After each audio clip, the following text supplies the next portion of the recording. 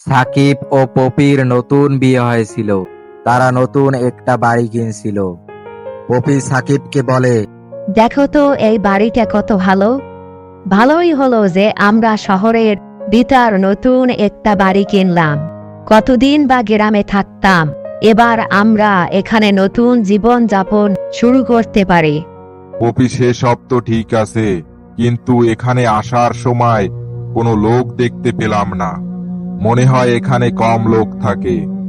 হ্যাঁ, আমিও কাউকে দেখিনি, কিন্তু সন্ধ্যার সময় পাশের বাড়ির লাইট জ্বলছিল। আমার মনে হয় ওইখানে কেউ থাকে। আমরা কালকে গিয়ে ওদের সাথে দেখা করে বন্ধুত্ব করব। আচ্ছা ঠিক আছে, এখন শুয়ে পড়ি। সকালে উঠে তো অনেক কাজ রয়েছে, আমাদের এই রুমটা ঘোষাতে হবে তো। পরের দিন সকালবেলা পপি ঘর পরিষ্কার করতে ব্যস্ত হয়ে যায়, আর সাকিব তার কাজে সাহায্য করে। তক্ষুনি তাদের কলিং বেল বাজে। আরে এখন আবার কে এলো? তুমি একটু গিয়ে দেখো না কে এলো। আমি একটু এদিকের কাজটা শেষ করি। আরে ঠিক আছে, আমি গিয়ে দেখছি, তুমি চিন্তা করো না। মনে হয় দুতলা এসেছে। সাকিব দরজা খুলে দেখলো একটা মহিলা বাইরে দাঁড়িয়ে আছে। মহিলাটাকে দেখে মনে হচ্ছে অনেক দিন ধরে কিছু খায়নি। আসসালামু আলাইকুম, আমার নাম রত্না। আমি আপনাদের পাশের ঘরে থাকি। আমি দেখলাম যে আপনারা এখানে নতুন এসেছেন, তাই আলাপ করতে এলাম। হ্যাঁ ঠিক আছে, কিন্তু আপনি বাইরে দাঁড়িয়ে আছেন কেন? ঘরের ভিতরে আসুন। এই কথা বলে সাকিব পপিকে ভিতরে ডাকে। আচ্ছা, তাহলে আপনি থাকেন পাশের ঘরে, তাই না? আমি কালকেই সন্ধ্যার সময় দেখছিলাম আপনার বাড়ির লাইট জ্বলছিল। আপনি চা খাবেন নাকি? আরে না না, আমি তো এসেছিলাম আপনাদের সাথে একটু আলাপ করতে। এমনিতে আশেপাশে তো বেশি লোকজন থাকে না। আপনাদের যদি প্রয়োজন হয় তাহলে বলতে পারেন। আচ্ছা, আপনাদের পরিবারে কি আপনি একাই থাকেন নাকি আরো কেউ আছে? আরে না না, আমি ছাড়া আরো একজন আছে, আর আমি আপনাদের সাথে তার আলাপন করতে চাই। কারণ পরে যদি একা দেখেন তাহলে ভয় পেতে পারেন। আরে ভয় পাবো কেন? ও কি কোনো কুকুর নাকি? আর আমি কুকুরকে ভয় পাই না, শুধু আমার বউকে ভয় পাই। আরে না না, কুকুর নয়, আমার পরিবারে সে একটা অংশ। দাঁড়ান, আমি এক্ষুনি ডাকছি, ও বাইরেই আছে। আপনি যেন ঘাবড়িয়ে যাবেন না। এই কথা বলে রত্না ঘরের বাইরে যায় আর কারো সাথে কথা বলতে থাকে। এসো ভিতরে এসো, ওরা কিছুই করবে না, এসো। তারপর রত্না যাকে বাড়ির ভিতরে আনে তাকে দেখে তারা দুজনেই অনেক ভয় পেয়ে যায়। রত্না একটা ডাইনিকে ভিতরে আনে। ডাইনিটা দেখতে অনেক ভয়ানক হয়। আরে ভয় পাবেন না, এ শুধু আমার একটা পোষা ডাইনি। ও আমার বাড়িতেই থাকে, ও আপনাদের কোনো ক্ষতি করবে না। আরে তুমি পাগল হয়েছো?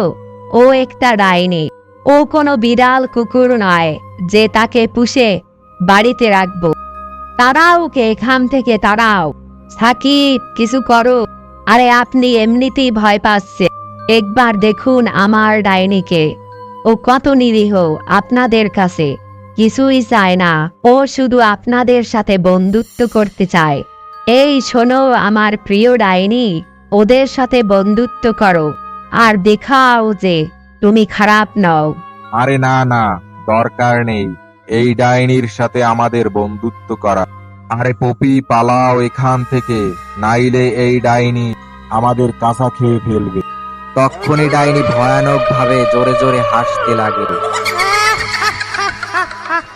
যেটা শুনে তারা দুজনেই ঘরের বাইরে পালিয়ে যায়। হে আল্লাহ, এরা তো ভয় পেয়ে পালিয়ে গেল। কোনো ব্যাপার না, সন্ধ্যার সময় আবার চলে আসবে, তুমি কোনো চিন্তা করো না। রত্না এই কথা বলে ডাইনিকে নিয়ে নিজের ঘরের দিকে চলে যায়।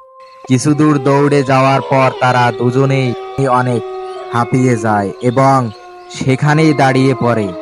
মনে হয় ওরা পিছু করছে না, কিন্তু আমরা তো একটুর জন্য বেঁচে গেলাম। হ্যাঁ, তা তো ঠিক আছে, কিন্তু এবার আমরা কি করে বাড়ি ফিরবো? তুমি কোনো চিন্তা করো না, এখন আমাদের আশেপাশে জিজ্ঞেস করতে হবে এই ডাইনির হাত থেকে বাঁচার উপায় কি? তারপর তারা দুজনে আশেপাশে ঘুরতে থাকে, আর ঘুরতে ঘুরতে তারা একটা তান্ত্রিককে দেখতে পায়। তান্ত্রিক বাবা, আমাদের সাহায্য করুন। আমাদের পাশের বাড়ির মহিলার কাছে একটা ডাইনি রয়েছে। আমরা একটুর জন্য সেই ডাইনির হাত থেকে বেঁচে ফিরেছি। আচ্ছা বৎস, তাই নাকি? আমাকে সেখানে নিয়ে চলো। এই কথা বলে তারা তিনজনই সেই বাড়ির সামনে যায়। এখানে একটা ডাইনি আছে। আমি সেই ডাইনিকে ডাকছি। ইং চিডিং মিডিং কড়াক, সাতচন্ডী ডাইনির ঘাট মোটকে দিব মরাত। এই মূর্খ তান্ত্রিক, তুই আমাকে কেন ডাকলি? তুই আমাকে ডেকে অনেক বড় ভুল করলি। আজকে তোদের তিনটেকে আমি কাঁচা চিবিয়ে খাবো। হি হি হি হি। এই ডাইনি, তোর এত বড় সাহস, তুই আমাকে মারবি? এই নে তাহলে, ইডিং মিডিং চিডিমিডি কড়াক, শাকচন্ডীর ডাইনির ঘাট মোটকে দিব মরাত। ওরে বাবা রে, মরে গেলাম রে, মরে গেলুম রে। আমাকে ছেড়ে দে, আমি মরে গেলুম রে। তান্ত্রিকের জাদুর প্রয়োগে ডাইনি সেখানেই ধ্বংস হয়ে যায়। তারপর তারা দুজন সুখে শান্তিতে জীবন যাপন করতে থাকে।